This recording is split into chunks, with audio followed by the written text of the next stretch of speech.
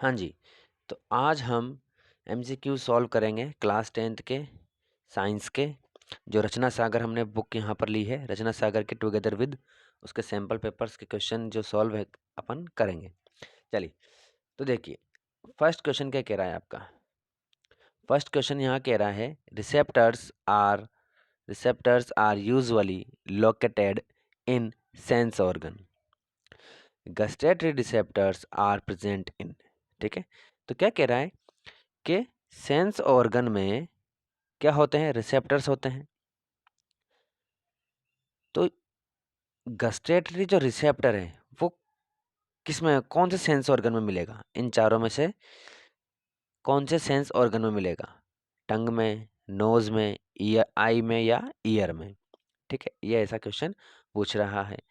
Receptors क्या होते हैं, पहले तो आप देखिए रिसेप्टर्स क्या होते हैं। रिसेप्टर्स होते हैं जो हमारे ऑर्गन्स होते हैं। कौन से organ, sense organ. 5 sense organ होते हैं हमारे, ठीक है ना। क्या कौन कौन से होती है, स्किन होती है, टंग, नोज, आई और ईयर, ये 5 सेंस ऑर्गन होते हैं। इनमें रिसेप्टर्स होते हैं। रिसेप्टर्स यानी कि जो क्या करते हैं, बाहर के सिग्नल्स को क्या करते हैं, रिसीव करते हैं। जैसे कि हमारे स्किन को किसी ने टच किया तो वो सिग्नल रिसीव करेगा और ब्रेन को लेकर के जाएगा। फिर ब्रेन को पता चलेगा कि किसी ने टच किया है, हमारी आंखें देखेगी, वो सिग्नल लेकर के जाएगी। इस तरीके से नोज, आई, ये सब सिग्नल को रिसीव करते हैं। वो रिसीव कौन करता है, उन सेंस ऑर्गन में रिसेप्टर्स जो होते हैं वो रिसीव करते हैं। बात समझ में आ गई। तो उन सब के जो रिसेप्टर्स होते हैं, उन रिसेप्टर्स में से ये पूछ रहा है कि गस्टेटरी रिसेप्टर जो है वो किस में होता है। ठीक है, तो अब देखिए गस्टेटरी का मीनिंग क्या होता है। गस्टेटरी का मीनिंग ही होता है स्वाद या टेस्ट। तो बताइए आप, टेस्ट अपन किससे लेते हैं, टंग से लेते हैं। ठीक है, तो आंसर क्या हो जाएगा इसका, टंग हो जाएगा। ठीक है, अपन देख भी सकते हैं इसको, देखिए ये देखिए गस्टेटरी, ये हमारी जो जीभ है, टंग है ना। तो इसी में ही क्या होते हैं, ये गस्टेटरी में हमारे रिसेप्टर्स होते हैं। ओके, चलिए समझ में आ गया होगा आपके। क्वेश्चन नंबर 2 देखते हैं। क्वेश्चन नंबर 2 क्या कह रहा है, अ फार्मर, है ना। Question number 2, a farmer wants to grow banana plants genetically similar enough to the plants already available in his field. Which one of the following methods would you suggest for this purpose? ठीक है, क्या मतलब हुआ इसका।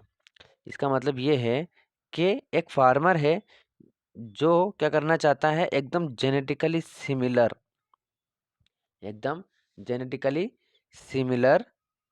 Plant उगाना चाहता है। यानी कि जो प्लांट उसके पास पहले से हैं उनके एकदम सिमिलर, जेनेटिकली सिमिलर प्लांट वो उगाना चाहता है। ठीक है, तो कौन सा मेथड को इसको यूज करना है इन चारों में से सिमिलर उगाने के लिए। ठीक है, तो देखिए फर्स्ट ऑप्शन है उसका रीजनरेशन। तो रीजनरेशन तो प्लांट में होता नहीं है, ये तो हमने देखा था किसके अंदर, ठीक है ना, स्पाइरो वगैरह के अंदर होता है। ठीक है, दूसरा देखा बडिंग। बडिंग किस में होता है, ये भी प्लांट में नहीं होता, ये भी हाइड्रा में होता है। ठीक है, अब दो हैं हमारे पास, वेजिटेटिव प्रोपेगेशन और सेक्सुअल रिप्रोडक्शन, ये दोनों ही प्लांट में होते हैं। लेकिन हमें पता है कि सेक्सुअल रिप्रोडक्शन से जेनेटिकली सिमिलर एकदम नहीं मिलेगा। ठीक है ना, तो दो अलग अलगों में होता है। जेनेटिकली सिमिलर कब मिलता है, जब एक ही पेरेंट हमारे पास हो। सेक्सुअल रिप्रोडक्शन में दो पेरेंट की जरूरत होती है। बात समझ में आ रही है। और वेजिटेटिव प्रोपेगेशन में सिर्फ हम एक ही प्लांट की जरूरत होती है, और जेनेटिकल सिमिलर होने के लिए भी एक ही प्लांट की जरूरत होती है। ठीक है, जैसे कि हमने रोज का प्लांट लेकर के उसकी स्टेम को लेकर के हम उगा देते हैं। ठीक है, तो वो बिल्कुल उसी प्लांट की तरह होगा, एकदम एज एज इट इज। ठीक है, या फिर ब्रायोफिलम की हम लीफ देखते हैं, उससे भी एकदम सेम एज इट इज निकलेगा, उसमें दूसरे प्लांट का कोई मिक्सचर नहीं किया गया है हमने। ठीक है, तो कौन सा आंसर हो जाएगा इसका, वेजिटेटिव प्रोपेगेशन, क्योंकि इसमें एक ही प्लांट की, एक ही पेरेंट की जरूरत होती है। बात समझ में आ गई। चलिए यहाँ देखिए, इसमें देख लेते हैं अपन। ये देखिए अपन ने देखे थे कई बार, ये देखिए ये ब्रायोफिलम की लीफ है। ठीक है, इसमें ये वेजिटेटिव प्रोपेगेशन ही है इसमें। इसके अलावा देखिए अपन ने कई सारे, देखिए यहाँ पर पोटैटो में भी क्या होता है, वेजिटेटिव प्रोपेगेशन हो जाता है। ठीक है, उग जाते हैं वो। यहाँ देखिए ये एक स्टेम को कट करके हम उगा लेते हैं, रोज़ का जो प्लांट होता है, ठीक है ना। ये देखिए इस एक स्टेम से अपन के क्या आ गया, नया प्लांट उग जाता है। ठीक है, तो इस तरीके से वेजिटेटिव प्रोपेगेशन में जेनेटिकली सिमिलर अगर आपको चाहिए तो आपको वेजिटेटिव प्रोपेगेशन का यूज़ करना होता है। ओके, चलिए यहाँ देखिए क्वेश्चन नंबर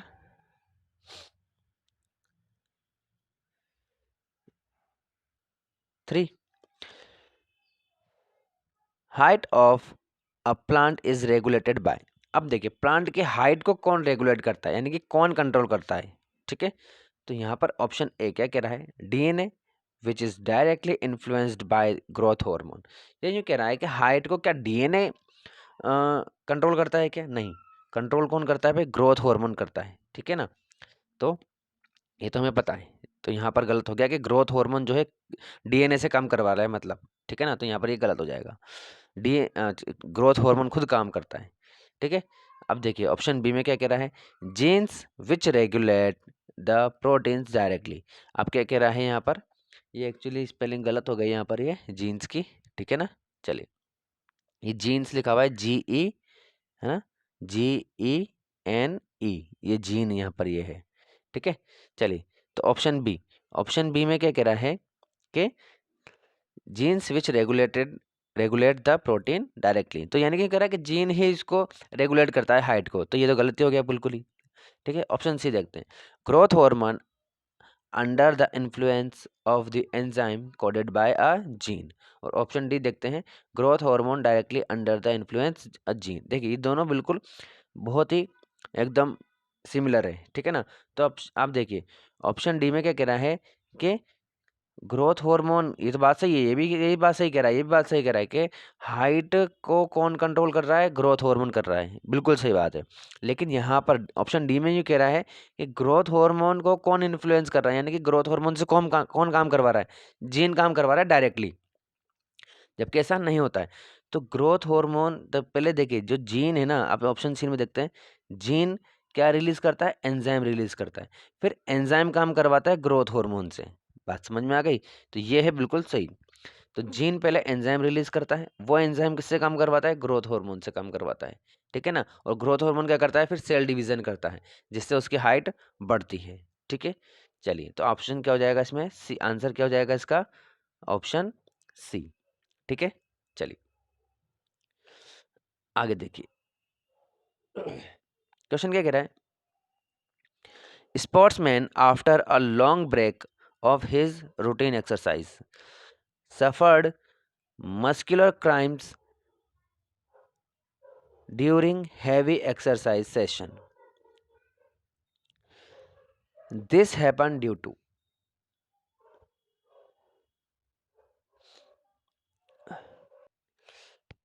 ठीक है, एक्चुअली ये यहाँ पर क्रैम्प्स लिखा हुआ है, C R A M P S, cramps है ना, ये क्रैम नहीं है, क्रैम्प्स है ना। क्रैम्प का मतलब क्या होता है, अकड़ जाना, है ना, गांठ बन जाना एक तरीके से।